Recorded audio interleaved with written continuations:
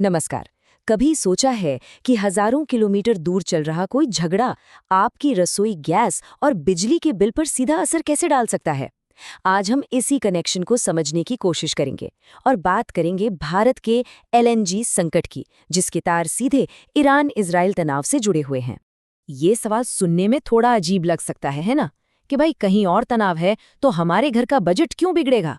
लेकिन यकीन मानिए, आज हम देखेंगे कि कैसे ये दूर का संघर्ष सीधे तौर पर हर भारतीय के घर के बजट को हिलाने की ताकत रखता है। तो ठीक है, चलिए कहानी की शुरुआत से शुरू करते हैं। ये सब कुछ शुरू होता है मध्य पूर्व ने एक नए और लगातार बढ़ते हुए तनाव से।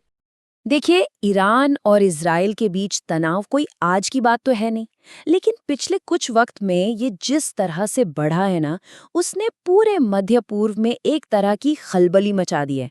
और ये बात सिर्फ इन दो देशों तक सीमित नहीं है, इसकी गूंज अब पूरी दुनिया में सुनाई दे रही है। पर ये तनाव सिर्फ जमीन पर नहीं है। असल में इसका सबसे बड़ा और सबसे खतरनाक असर तो हजारों किलोमीटर दूर दुनिया के सबसे जरूरी समुद्री रास्तों पर देखा जा रहा है। और इस पूरे संकट के केंद्र में है एक छोटा सा समुद्री रास्ता जिसका नाम है स्ट्रेट ऑफ हॉर्मज। अब ये नक्शे पे भले आपको छोटा सा दिखे, पर असल में ये दुनिया के एनर्जी ट्रेड की लाइफलाइन है, एक जीवन रेखा। स्ट्रेट ऑफ हॉर्मूज को मैरीटाइम चोक पॉइंट कहते हैं। इसका मतलब क्या है? बिल्कुल आसान भाषा में समझिए। ये एक ऐसा पतला सा समुद्री रास्ता है जहां से दुनिया का बहुत सारा व्यापार, बहुत सारा तेल और गैस गुजरता है। तो अगर यहाँ कोई भी गड़बड़ होती है तो पूरी दुनिया की सप्लाई चेन पर ब्रेक लग सकता है। तो इस तनाव का सीधा असर क्या हो रहा है? सबसे पहली बात, व्यापार करने वाले जहाज़ों पर हमले का खतरा बढ़ गया है। दूसरी बात, इन जहाज़ों का बीमा यानी इंश्योरेंस कई गुना महंगा हो गया है। और तीसरा, इन खतरों की वजह से कई जहाज़ों को अब हजारों किलोमीटर लंबा और महंगा रास्ता लेना पड़ रहा है। और यहीं से हमारी असली मुश्किल शुरू होती है। चलिए अब इस पूरी कहानी को भारत से जोड़ते हैं और ये समझते हैं कि आखिर ये संकट हमारे लिए इतना ज़रूरी क्यों है। और ये सब जुड़ा है हमारी और आपकी ऊर्जा की ज़रूरतों से। हम बात कर रहे हैं एलएनजी की, यानी लिक्विफाइड नेचुरल गैस। ये भारत की एनर्जी स्ट्रैटेजी का एक बहुत ही अहम हिस्सा है। हमारे घरों में खाना पकाने वाली गैस से लेकर बड़ी-बड़ी फैक्ट्रियों को चलाने तक हर जगह इसका इस्तेमाल होता है। जरा इस चार्ट पर नजर डालिए, ये पूरी कहानी साफ कर देता है।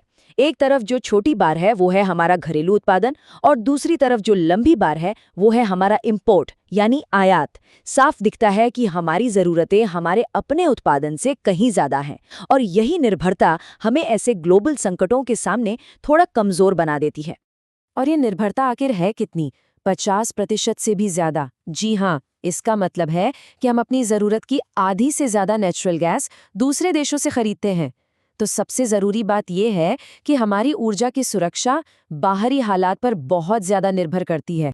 तो अब तक हमने 3 अलग-अलग चीज़ों को समझा: ईरान-इजराइल का तनाव, समुद्र में बढ़ता संकट और भारत की एलएनजी पर निर्भरता।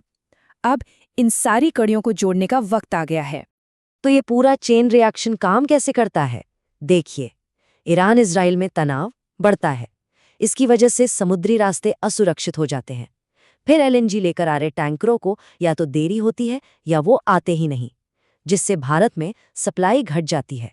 और नतीजा क्या होता है? गैस की कीमतें आसमान छूने लगती हैं।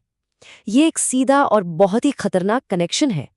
इस तुलना से असर और भी साफ हो जाता है। देखिए, संकट से पहले क्या था? कीमतें स्थिर थीं, सप्लाई का भरोसा था और ऊर्जा पर खर्च भी कम था। लेकिन संकट के दौरान क्या होता है? कीमतें तेजी से ऊपर नीचे होती हैं, सप्लाई का कोई भरोसा नहीं रहता, और इसका सीधा बोझ हमारे और आपके घरेलू और औद्योगिक बिलों पर पड़ता है। तो अब सबसे बड़ा सवाल ये उठता है कि इस मुश्किल हालात से निपटने के लिए आगे का रास्ता क्या है? भारत अपनी एनर्जी सिक्योरिटी को मजबूत करने के लिए आखिर कर क्या सकता है? तो भारत के पास क्या विकल्प हैं? मोटे तौर पर 4 रास्ते दिखते हैं। पहला, किसी एक देश पर निर्भर रहने के बजाय अलग-अलग देशों से ऊर्जा खरीदना। दूसरा, देश के अंदर ही उत्पादन को बढ़ाना। तीसरा, सौर और पवन ऊर्जा जैसे रिन्यूएबल एनर्जी के ऑप्शंस में ज़्यादा इन्वेस्ट करना। और चौथा, डिप्लोमेसी के जरिए, बातचीत के जरिए इन समुद्री रास्तों को सुरक्षित रखने की कोशिश करना। और आखिर में हम आपको इसी सवाल के साथ छोड़ जाते हैं।